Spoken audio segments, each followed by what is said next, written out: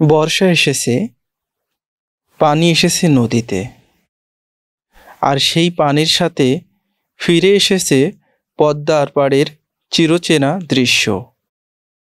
কেউ বা ঘাটে গোসল করছে, কেউ বা নৌকা নিয়ে মাছ ধরতে যাচ্ছে। এই নদীর পাড়ের যে জীবনচিত্র দেখা যায়, এটা খুবই একটা স্বাভাবিক জীবনচিত্র। কিন্তু আমরা এসেছি মাওয়ার কাছাকাছি লৌঝং থানার একটি গ্রামে, বাকুটিয়া। এই গ্রামের ঠিক পাশেই জেলেপাড়া। পদ্মার তীরেই তাদের ঘর, জীবন সংগ্রাম। এই গ্রামের সঙ্গে জড়িয়ে আছেন বাংলা সাহিত্যের এক কিংবদন্তি মানিক বন্দ্যোপাধ্যায়। এই জেলেপাড়াই ছিল এখান থেকে সামান্য কিছু দূরে বাকুটিয়া গ্রামে বিখ্যাত কথা সাহিত্যিক মানিক বন্দ্যোপাধ্যায়। অনেকে ধারণা করেন যে পদ্মার জেলেপাড়াকে কেন্দ্র করে মানিক বন্দ্যোপাধ্যায় তার বিখ্যাত উপন্যাস পদ্মা নদীর মাঝি রচনা করেন। তবে গুগল সূত্র আমাদের বলছে এই বাকুটিয়া গ্রামে বসে মানিক বন্দ্যোপাধ্যায় পুতুল নাচের ইতিকথা লেখেন। আজকে আমরা এই পদ্মার পাড়ে এসেছি যে এই জেলেপাড়ার সাধারণ মানুষ তাদের অধিকার সম্পর্কে কতটুকু সচেতন। এই মুহূর্তে আমরা দাঁড়িয়ে আছি পদ্মা পাড়ের এক জেলেপাড়ায়। আমার পাশেই আছেন স্থানীয় জেলে নূর মোহাম্মদ লোকমান। তার চোখে মুখে স্পষ্ট ক্লান্তির ছাপ, তবে ভেতরে আছে জীবনযুদ্ধের অদম্য শক্তি। তিনি আমাদের জানালেন, আমি ছোটবেলা থেকেই এই মাছ ধরার পেশায় আছি, তবে এখন দিনগুলো অনেক কঠিন। মাছ আগের মতো আর ধরা পড়ে না, অথচ আমার পরিবারের 12-13 জন সদস্যের দায়িত্ব আমার কাঁধে। এই মাছ ধরেই সংসার চালাতে হয়, মাঝে মাঝে ঋণ করেও খেতে হয়।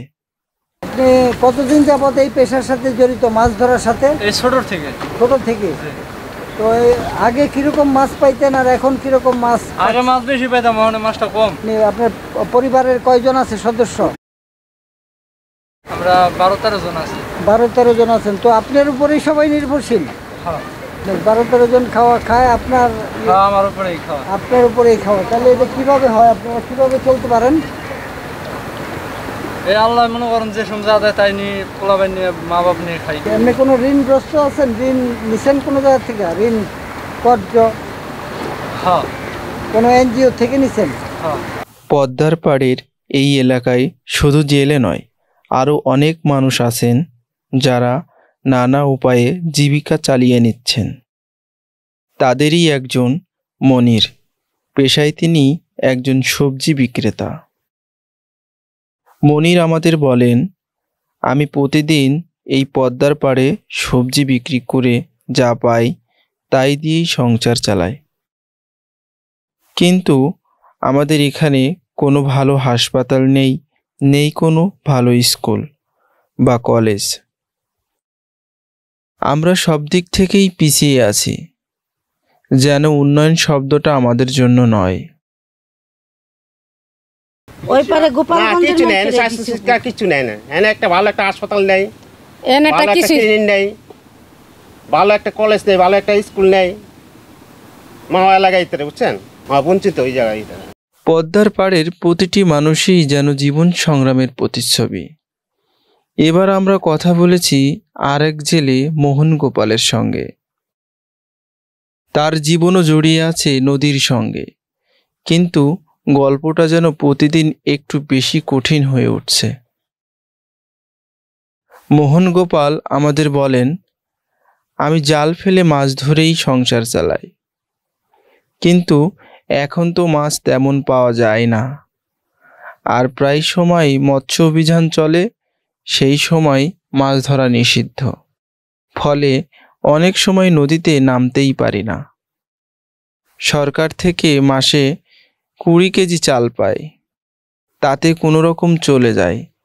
আমার পরিবারে 2 ছেলে মেয়ে, ওদের ভবিষ্যতের কথা ভেবে খুব ভয় লাগে। ওই জাল ভাই। জাল মাছ ধরেন? হ্যাঁ।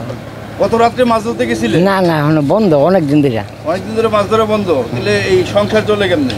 এমনি চলে কোনো রকম, কম পাই কি আবার খানে খানে পরে অভিযান দেয়, ওই অভিযানে নিয়ে যাই চারি না। ওই নৌ পুলিশ বাইরে, পোস্ট গেট বাইরে, মৎস্য বিচারা না করে জাল ভাই দেয় 20 কেজি চাল দেয় যে এই মাসে। কয়দিনের জন্য দেয়? মাঘ মাসে দেয়।